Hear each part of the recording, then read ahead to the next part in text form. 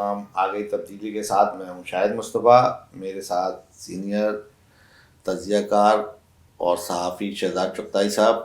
شہزاد چغتائی صاحب، یہ تو تبدیلی کی جب ہم بات کر رہے ہیں، تبدیلی تو کراچی میں تو بہت تیزی سے آ گئی. ایم کیو ایم نے جو تبدیلی لائی ہے، یہ ایم کیو ایم کا مسئلہ کیا ہے شہزاد صاحب؟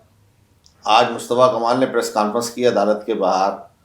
مصطفیٰ کمال کا یہ کہنا ہے کہ اب عقیقی بن گئی، کیونکہ عقیقی سے آئے ہوئے عامر خان، امین الحق، ان لوگوں نے اب متحدہ.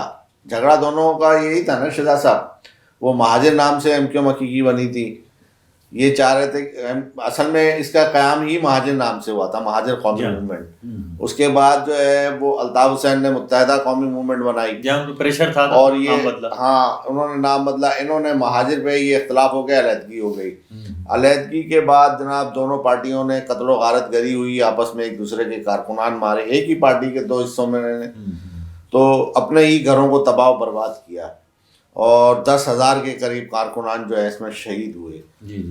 اب ان کا یہ کہنا ہے کہ وہی گروپ عامر خان کی صورت میں آ کے قابض ہو گیا، اور عامر خان اپنی غلطیوں کا اعتراف شہزاد چغتائی صاحب متعدد پروگرام ٹی وی چینلز کے پروگرام میں کر چکے ہیں کہ انہوں نے جو ہے یہ گاڑیوں میں بیٹھ کے آ کے اس آپریشن میں حصہ لیا 92 میں. تو اب جب اتنا ہی کرنا تھا، جب وہی سب کچھ کرنا، تو اتنا قتل و غارت گری کیوں شہزاد صاحب؟ نہیں دیکھیں، قتل و غارت گری کوئی عامر خان نے تو نہیں کی ہے، اور میں سمجھتا ہوں کہ باقی جو ہے ایم کے لیڈر ہیں، رہنما ہیں، یہ ان کا پولیٹیکل ونگ ہے، اور یہ پولیٹیکل ونگ کے لوگ ہیں، سیاسی لوگ ہیں، تو یہ تو قتل و غارت گری میں انوالو نہیں ہے. ہاں ٹھیک ہے، ان پہ الزامات ہیں، اور الزام تو ایم کیو ایم کے ہر کارکن پہ الزام ہے، اور ایم کیو ایم کے ہر کارکن کو دہشت گردی کہا جاتا ہے، اور اس کو قاتل ہی کہا جاتا ہے. اور تھوڑی سی بات آگے بڑھے تو اردو بولنے والوں کو بھی دہشت گرد کہا جاتا ہے. تو یہ تو ایک یعنی کہ ایک ہمارا ایک مزاج ہے.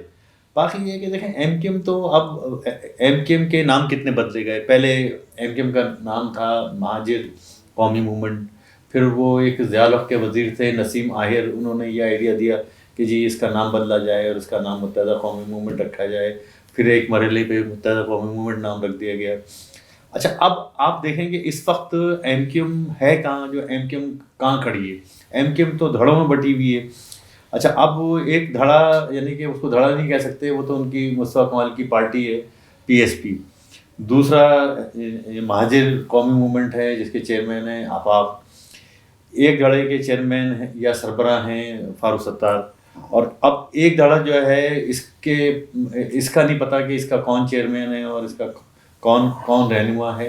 دیکھیں شہزاد صاحب، اصل میں امین الحق کا مسئلہ یہ کہ امین الحق اور عامر خان جو ہے نا حقیقی میں ایک ساتھ جو ہے دونوں رہے ہیں، اور ایک ساتھ کاروبار بھی کیا ہے. انہوں نے یہ پارٹنر بھی رہے. امین الحق جو ہے دبئی میں جو ہے گاڑیوں کا کام کیا تھا، تو کاروباری معاملات زیادہ تر امین الحق ہی دیکھتے تھے. جی.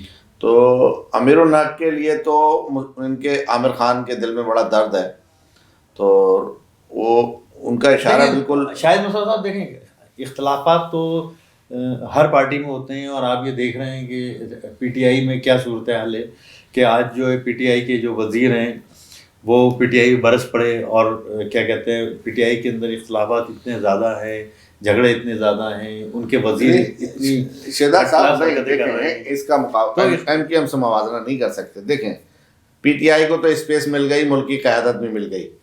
ایم کیو ایم کو تو کبھی صوبے کی قیادت نہیں ملی. دیکھیں نا، 2 سیٹوں والے شہزاد صاحب اس کا موازنہ اس لیے نہیں کر رہے، 2 سیٹوں والے وزیر بن گئے، لیکن ایم کیو ایم کا وزیر اعلیٰ نہیں بن سکا.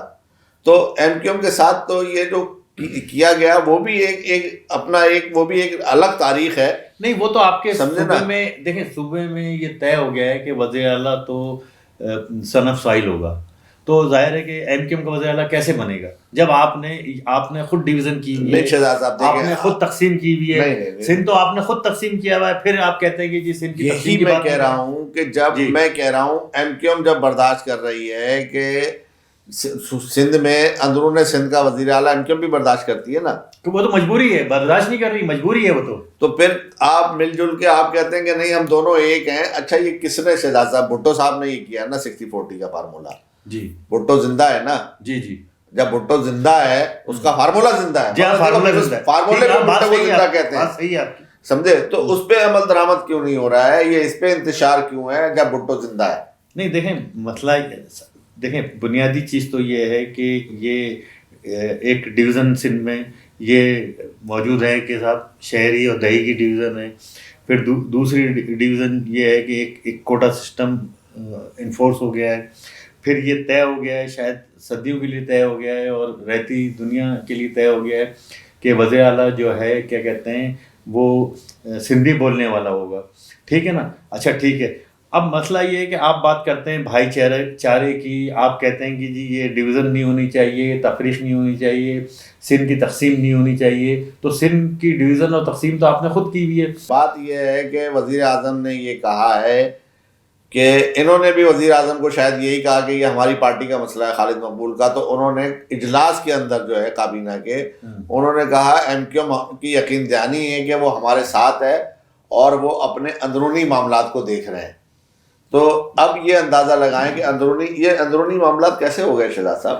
یہ تو ایک, جب آپ کسی پارٹی کی پوری بدنامی ہوتے ہیں, ایک آئی جی کو تبدیل کرنے میں پوری سندھ پیپلز پارٹی ملوث ہو گئی ہے. تو اسی طرح اس میں پوری جو ہے اردو بولنے والے وہ سارے ووٹر جو ہے ان کے وہ پریشان نہیں ہے کہ انہوں نے ان کی نمائندگی سے انکار کر دیا. نہیں دیکھیں شاید کابینہ میں بات سنیں, ووٹر تو کراچی میں ہیں, لیکن یہ کہ جو ووٹنگ کا اور جو الیکشن کا رزلٹ تو بالکل مختلف آیا نا, وہ آپ کے سامنے ہے کہ کیا کہتے ہیں کراچی کے لوگوں نے جن کو ووٹ دیے وہ تو الیکٹ نہیں ہو سکے, اور جن کو ووٹ نہیں دیے وہ الیکٹ ہو گئے. اب پورا الیکشن جو ہے ہائی جیک ہو گیا. لوگ جو کینڈیڈیٹ تھے وہ جا کے سو گئے تھے, تو ان کو رات گئے اٹھایا گیا کہ بھئی اٹھیں آپ تو جیت گئے. تو میرے کہنے کا مقصد یہ کہ دیکھیں سارا معاملہ اسپلٹ ہو گیا نا. جب اچھا یہ بتائیں شہزاد صاحب, بس چھوڑیں, ہم یہ سمجھ رہے ہیں کہ اب صرف فائنل یہ بتائیں, وقت کم ہے پروگرام کا, کہ ایم کیو ایم نے حاصل کیا کیا اپنی 32 سالہ جو ہے سیاسی کیریئر میں, جی جی جو ہے ہزاروں لاشوں پہ. ایم کیو ایم نے کیا حاصل کیا 32 سال میں یا 35 سال میں یا 40 سال میں. دیکھیں یہ جو آپ کے شہر کا حال ہے, یہ جو ٹوٹی ہوئی سڑکیں ہیں, یہ گندا پانی ہے, سیوریج ہے, یہ بے روزگار جو نوجوان ہیں, ایک مطلب لاکھوں نوجوان ہیں, ایک ہجوم ہے, ایک جم غفیر ہے بے روزگار نوجوانوں کا, یہ جو بھوک ہے, افلاس ہے, بے روزگاری ہے, یہ حاصل کیا ہے ایم کیو ایم نے. اور مجھے یہ کہنے میں کوئی عار نہیں ہے کہ یہ ہی ایم کیو ایم کا اثاثہ ہے. اور اگر کوئی دیکھیں پلاننگ اگر ایم کیو ایم اگر کرتی تو ہو سکتا ہے کہ شہر کے حالات مختلف ہوتے, کچھ اپ لفٹ ہو جاتی, یا کم از کم یہ ہو جاتا کہ سڑکیں ہی آپ کی صحیح ہوتی, گندا پانی نہیں ہوتا, کوڑے کے ڈھیر نہیں ہوتے. تو یہ ہے کہ سب نے اپنی اپ لفٹ پر جو ہے توجہ دی, اور جو لوگ کیا کہتے ہیں معمولی ہوٹلوں میں جو وہ تھے مینیجر تھے, اور بالکل ہی جن کی موٹر سائیکلوں پہ, میں نے ایک بہت بڑے لیڈر ہیں ایم کیو ایم کے, ان کو میں نے تین لڑکے موٹر سائیکل پہ جا رہے تھے, بیچ میں وہ بیٹھے ہوئے تھے. تو یہ مطلب یہ کلاس تھی, لیکن یہ اب ارب پتی ہیں. تو یہ نہیں ہو سکتا تھا کہ شہر امیر ہو جاتا, یا شہر جو ہے کیا کہتے ہیں شہر والے امیر ہوتے ہیں نا تو فائدہ تھا. شہر والے تو امیر نہیں ہوئے نا, شہر والے تو یعنی کہ کراچی غربت میں دھستا چلا گیا, پستی میں چلتا چلا گیا, اور یہ گٹکا کلچر اور یہ غربت اور یہ بے روزگاری, یہ اور دہشت گردی کے الزامات, یہ سارے جو ہے یہ ہم پر جو ہے نا یہ کیا کہتے ہیں ہمارا حصہ بن گئے, ہمارا اثاثہ بن گئے. اور وہ جو میں شروع میں ایک بات کر رہا تھا, میں یہ کہہ رہا تھا کہ میں یہ نہیں کہہ رہا تھا کہ کیا کہتے ہیں اردو اسپیکنگ دہشت گرد ہیں, بلکہ میں یہ بتانا چاہ رہا تھا کہ آپ کو اردو اسپیکنگ کو جنرلی دہشت گرد ہی کہا جاتا ہے. جی ناظرین, ہمارے پروگرام کا وقت ختم ہو رہا ہے. اب فیصلہ آپ نے کرنا ہے, ان ووٹروں نے ہی فیصلہ کرنا ہے جن کے ووٹ کو گنا نہیں جاتا ہے.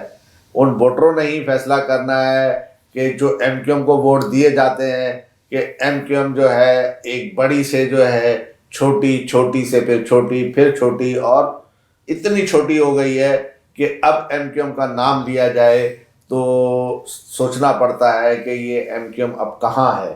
تو اس کے ساتھ ہی جو ہے ہمارے پروگرام کا وقت ختم ہوتا ہے. ہم دعا گو ہیں کہ اللہ تعالیٰ جو ہے سب کو جو ہے یکساں اس پاکستان کی اور مملکت کی خدمت کرنے کی جو توفیق عطا فرمائے.